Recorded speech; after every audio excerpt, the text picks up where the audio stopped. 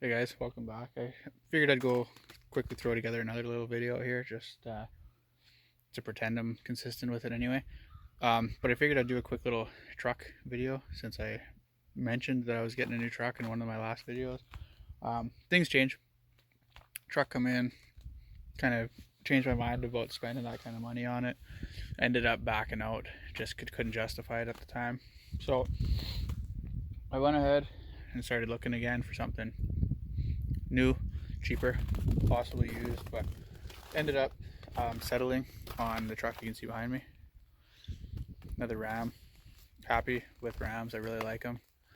Never had, well, I'm not a fanboy of anything. I don't pick one or the other, but definitely couldn't be happier. And I'll give you a quick little walk around of what's been done so far and what I think about it.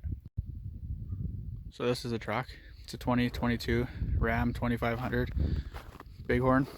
It is a 6.4 Hemi. I got away from the diesels just because pricing is ridiculous for diesels lately. Not only to buy them, but the fuel around here is like $2 a liter, which is not cheap. Works out to like $8 a gallon or something for the non-metric using folk. But yeah, this is it. It's not fully loaded like my last Laramie was. I got away from a sunroof because I've not had personally, but heard nothing but issues with them. They leak, the seals dry out, and they're just nothing but issues later on. So I got away from that.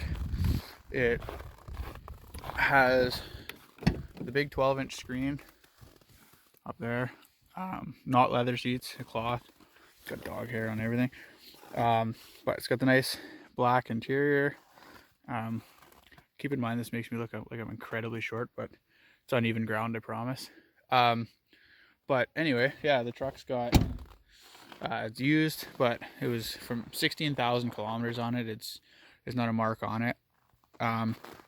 Since I bought it, I went ahead and tinted the windows. It's got 5% all the way around, and then it's running the 5% strip across the top. Super happy with that. And then I went ahead and I put in a Zone off-road 4-inch lift. I ended up ordering some BDS track bar, and got the BDS springs. I think ended up coming with it just because of a little bit of a mishap with the shipping. And then I went with some fuel sledge rims, same as my other truck had. These are different ones, but they're the same style. I just ordered a new set.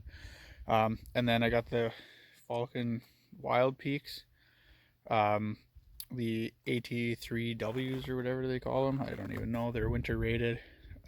These are 37, 12 and a half. 37, 12 and a half on an 18. I don't like the look of 20, so I always run 18s. Plus, if anybody borrows it, I don't have to worry about it getting curbed. I ended up putting on some, I believe they're Airhawk. Yeah, some Airhawk kickbacks. I have a set for the front, but because I'm running 37s, they don't fit right now. So I'm going to probably have to put them on, do a little bit of trimming in there. I could probably make them work, but for now they don't. I currently still have the stock running boards on. I'm probably going to replace those with amp. Some guys worry about them freezing, but I've never had issues on other vehicles.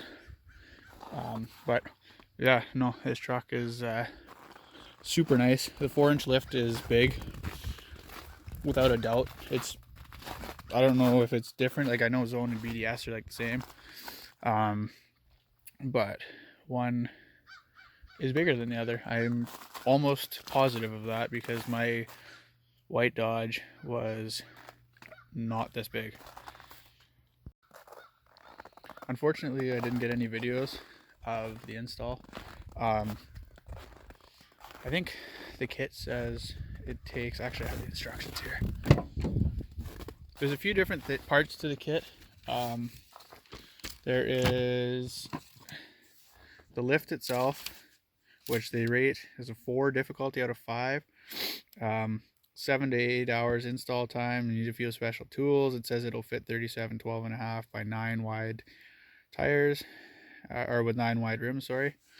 Certain back spacing, blah, blah, blah, it fits. No big deal there.